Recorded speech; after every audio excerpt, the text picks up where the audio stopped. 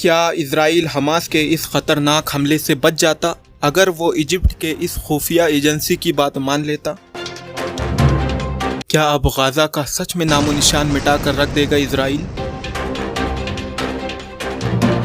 दोस्तों, ये वही इजराइल है जो अपने टेक्नोलॉजी से भरपूर मिलिट्री फोर्सेस के बारे में दुनिया भर में जाना जाता है। ये वही इजराइल है जिसके आयरन डोम की तारीफ दुनिया भर में की जाती है। ये वही इजराइल देश है जो फाइनेंशियली और स्ट्रॉन्ग मिलिट्री बेस के लिहाज से दुनिया भर में जाना जाता है। बट इट्स नॉट बिलीवेबल, आज इस देश की हालत कुछ यूँ दिखाई दे रही है। मिलिट्री बेस कंट्री भी नहीं, बल्कि एक छोटा सा मिलिट्री ग्रुप ऑर्गेनाइजेशन हमास है। 7 अक्टूबर की सुबह 6:30 पर इजराइल में एयर रेड सायरन बजने लगता है। ये वो वक्त था जब आधे इजरायली लोग बिस्तर में सो रहे थे। फिर कुछ ही मिनटों में लगातार हजारों की संख्या में back to back rocket fire किए गए इजराइल पर। 5000 रॉकेट 20 मिनट में एकदम से फायर किए गए इजराइल पर, यह हमास ग्रुप का कहना है। इजराइल के पास दुनिया का one of the best iron dome system है कंट्री को प्रोटेक्ट करने के लिए। इस सिस्टम के जरिए वो दुनिया के किसी भी एयर वेपन्स को रिकॉग्नाइज करता है और उसे जमीन पर गिरने से पहले ही 4 किलोमीटर से 70 किलोमीटर के बीच कहीं भी डिस्ट्रॉयड कर देता है। लेकिन इस बार कुछ ऐसा हो गया कि इजराइल के प्राइम मिनिस्टर बेंजामिन नेतन्याहू का सर शर्म से झुक गया,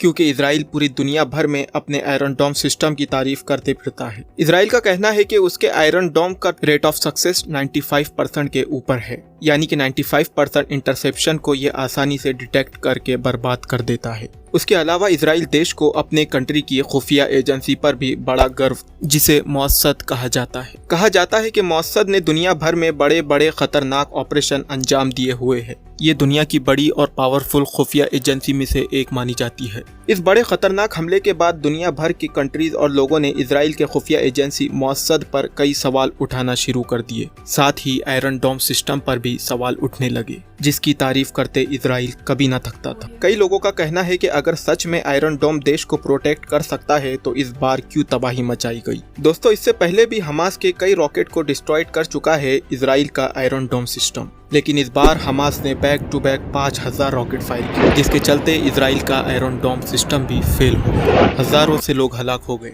और ये सिर्फ कोई रॉकेट के जरिए से अटैक नहीं था। हमास की मिलिट्री इजरायली बॉर्डर तोड़कर कंट्री में घुस गए और साथ में शिप के जरिए से भी हमले किए गए।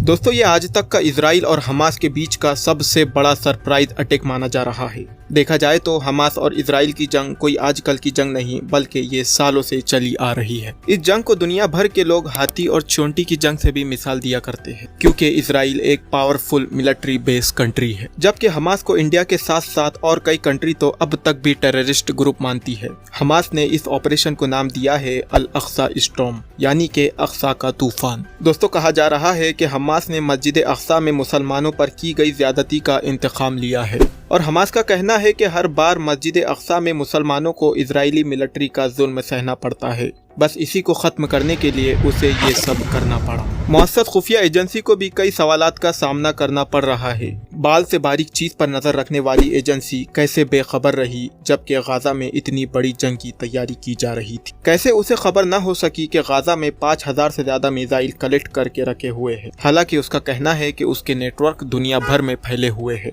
एक न्यूज ये भी सामने आ रही है कि ईरान के एक खुफिया एजेंसी ने इजराइल को नोटिस भेजा था कि जरूर कुछ बड़ा होने वाला है, जबकि इजरायली प्राइम मिनिस्टर नेतन्याहू ने उसे फुली तौर पर इग्नोर कर दिया। और जब इतना सब कुछ होने के बाद उन्हें मीडिया ने इस नोटिस को इग्नोर करने की वजह पूछी तो उन्होंने साफ तौर पर फेक न्यूज बताते हुए इनकार कर दिया। जबकि एक इजरायली नेता ने भी ट्विटर पर इस बात को तस्लीम किया है कि प्राइम मिनिस्टर के हमले के बारे में नेतन्याहू को खबरदार किया गया था, लेकिन उनकी लापरवाही से इतना सब कुछ हो गया। दोस्तों, आज भी कई लोग इजराइल का साथ दे रहे हैं, ये कहते हुए कि आम लोगों पर जुल्म हुआ है। बेशक ये बात गलत थी कि आम बेगुनाह लोगों पर जुल्म हुआ है। वो लोग भी इस जंग का शिकार हुए जिसे इस जंग से कोई मतलब नहीं था। लेकिन क्या वो गलत नहीं था कि पिछले साल रमजान के महीनों में मस्जिद अल अक्सा में इजरायली मिलिट्री घुसकर कई रोजेदार को मार गिराया और कई के साथ मारपीट की और उन्हें बेगुनाह कैद कर दिया? क्या ये गलत नहीं है कि सालों से आम बेगुनाह फलस्तीनी इजरायली मिलिट्री का जुल्म सहते हुए आ रहे हैं? दोस्तों, हम इस मामले में किसी भी सपोर्ट नहीं कर रहे। बस जो आम बेगुनाह लोगों पर जुल्म करे वो इंसान हमारी नजरों में गलत और गुनहगार है। आपको क्या लगता है, हमास ने इजराइल पर सरप्राइज अटैक करके अच्छा किया